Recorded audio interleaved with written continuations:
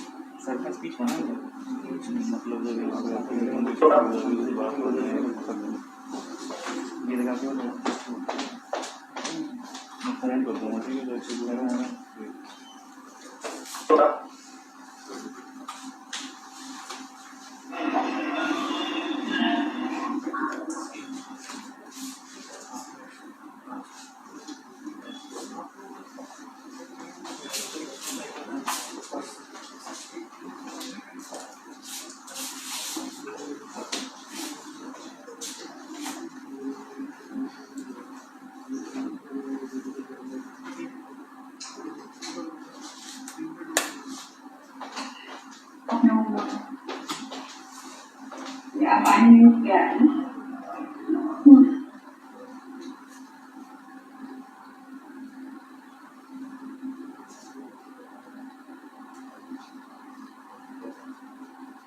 Thì thầy nó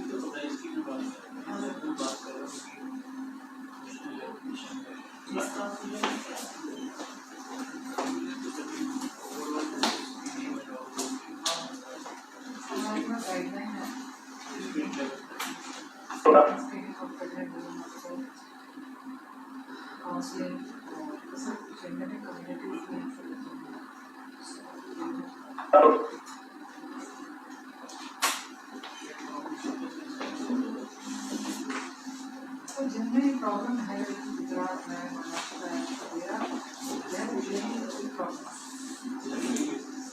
Gujarat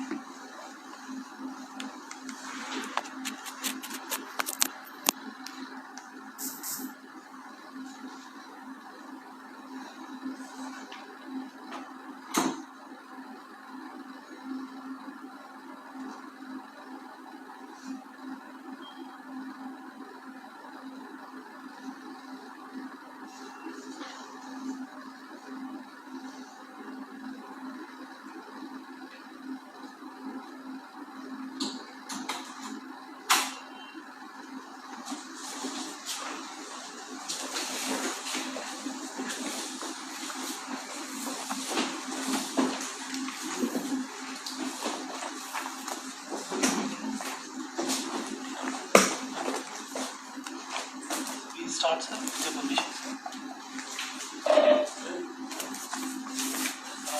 Good afternoon, everyone.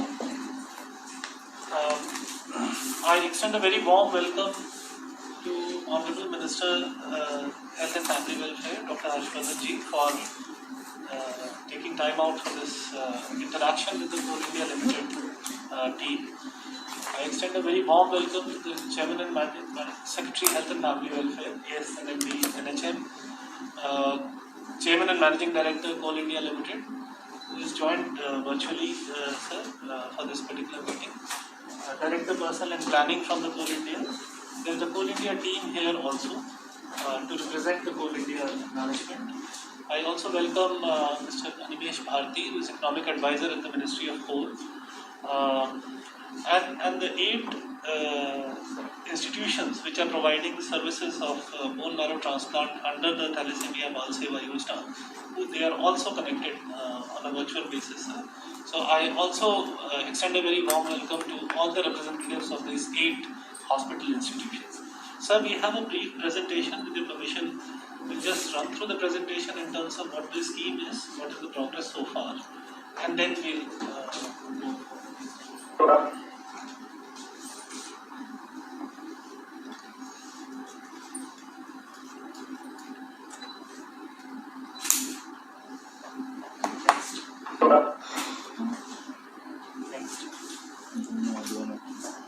So, in terms of the extent of the issue of thalassemia blood disorders or hemoglobinopathies, as we commonly call them, they impose a dual burden, both in terms of the productivity of these people who are affected by hemoglobinopathies, and also a heavy financial burden on account of the recurring expenditure that is required for managing these disorders. As per the available statistics, around 12,000 to 15,000 babies are born every year with thalassemia major. This is a genetic disorder or an issue, sir. So therefore, our efforts under the National Health Mission through the state cells and district cells are to create awareness about genetic counseling so as to reduce this burden. There's a higher frequency observed in certain communities such as Sindhis, Punjabis, etc. And sickle cell disease, which is a part of this umbrella of hemoglobinopathies, is also geographically concentrated in some parts of the country, especially in MP, Gujarat, Maharashtra, Kerala, Telangana, AP, Tamil Nadu, and in the northern states, many of the EAG states. Next. So this particular initiative of Thalassemia Bal Seva Yojana was started in April 2017 as a part of the Coal India Limited's CSR initiative, wherein 6 hospitals were empaneled by the Coal India Limited to provide the services of bone marrow transplant for thalassemia patients. So the beneficiaries for this scheme are socio and economically weaker households. The financial support is provided to the extent of 10 lakh rupees to the hospitals or the expenditure incurred in a surgery, whichever is less. The applications are generally through the state and district blood cells, and applications are also received directly and request all else to please mute your mics. Thank you. Can you mute it from there?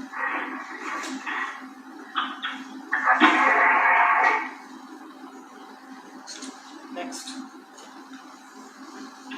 So these are the 6 hospitals which are empaneled under the scheme. AIMS New Delhi, CMC Vellore, Tata Medical, Tata Medicals. तो यहाँ से mute May I request all our colleagues who are joined online to kindly mute their mics? There is too much of background noise. हटा दे हटा दे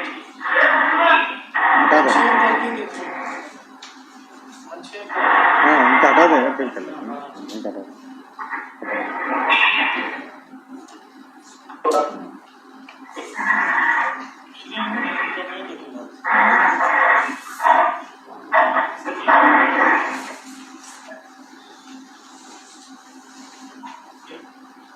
yes sir. Is it okay now?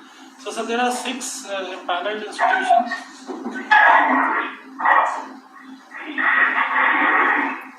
Unshare कर दो ना, पहले players की नाम से बोल पाए.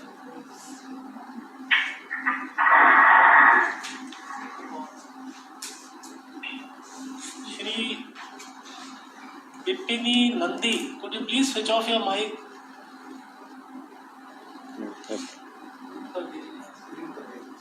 कर दिया Now you can share the screen back. So there are 6 existing empaneled institutions: AIMS Delhi, CMC Vellore, Tata Medical Center Kolkata, PGI Chandigarh, Rajiv Gandhi Cancer Institute Delhi, and SCPGI Lucknow. Recently, as a part of the extension of the initiative, because this initiative was started for a period of 3 years, now it has come up for renewal. The Coal India has renewed the project. 2 more institutions have now been identified which will be carrying out these services, which is Narayan, Rundralaya, Bangalore, and CMC Ludhiana. यार बिपिन नंदी को हटा दो यार वो दूसरा है ना हटा दो को आप बिपिन नंदी ना Bipin Nandi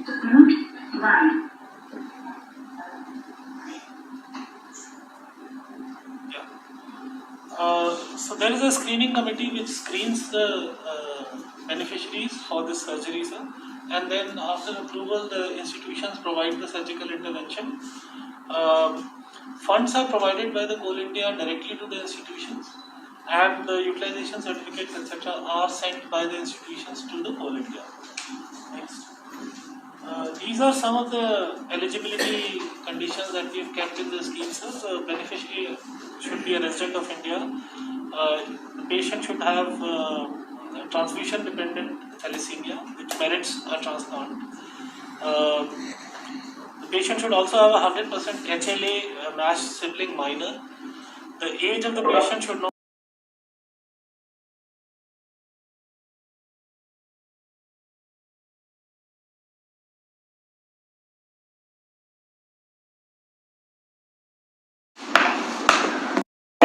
Good afternoon, friends. Honorable Minister Sir is here to take a stock of the recently only PM has launched Jan Andolan. It's a new strategy to fight and control the corona pandemic. It is very, very significant and important for all of us because it's very important that society everybody in a manner appropriate behavior, and in order to sensitize people, certain responsibilities were also requested to all the institutes in terms of ensuring COVID responsibility in the institutes. I said this Honorable Minister sir to address all of us, and thereafter each institute can explain and inform as to what measures they have taken to sensitize the public at large and their employees. Sir.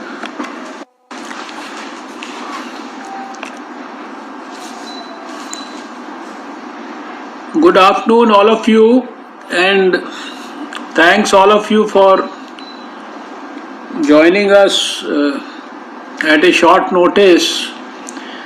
I understand that all the directors of our AIMS and the heads of our central government hospitals in Delhi, they are here in this meeting. Is that the case, no? That is right. The dreams and dreams also. Even And yes. we also have JIPMER and the PGI. Oh yes.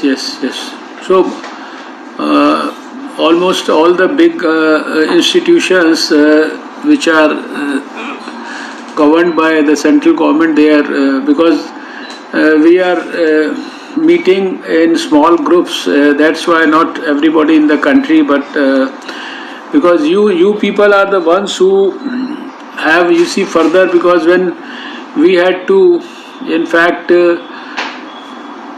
expand our strategy and scale up our strategy for providing these testing facilities, ensuring that we develop these testing facilities for COVID at various medical institutions, we had delegated this responsibility to AIMS to further collaborate with other medical colleges. So what I am trying to talk to you is not something new or something which probably you are not aware of. You are all privy to the fact that we are into the 10th month now. On 8th of October, we had literally completed exactly 9 months of our fight against COVID. And if you could recall that it was on 8th of January that we had our first meeting of expert group in the Ministry of Health, and it was within less than 48 hours of the WHO getting information from China about the new coronavirus, which we are now talking of as COVID-19, and within less than 24 to 48 hours we had called that meeting. So our struggle against COVID, or our strategy against COVID, started right from that moment on 8th of January, and today we are on 14th of October 2020, which is almost 9 months and 6 days now. You are well aware of this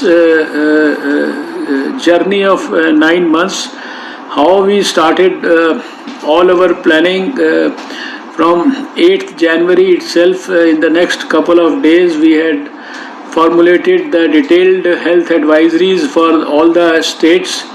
We had started our point of entry surveillance at the airports on 17th January itself, and then we started this point of entry surveillance at the seaports and also at the land borders with the neighboring countries. So this all journey you are all aware of. In the first week of Feb, the Prime Minister had constituted a group of ministers under the chairmanship of the Health Minister with other ministers and other senior officials. Yesterday itself we had our 21st meeting of the group of ministers on this particular issue. And then you are all aware that 31st January we had the first case in Kerala, followed by 2 more cases. And then of course the date that was again 31st, when it was declared as an emergency of international concern. And then again on 11th of March it was declared a pandemic by WHO. You will recall the Janta curfew on 22nd of March, followed by the lockdown on 25th of March, then the various phases of the lockdown 1, 2, 3, 4, and then followed by these unlock activities, and now we are into the unlock 5 at the moment. So all this 9 months journey had been very hectic for all of you, and for all your and our colleagues, whether doctors or nurses or paramedics, or for that matter anyone who was associated with a hospital setting in any form. We were all thoroughly vigilant about the whole situation. That is why after 9 months we can very proud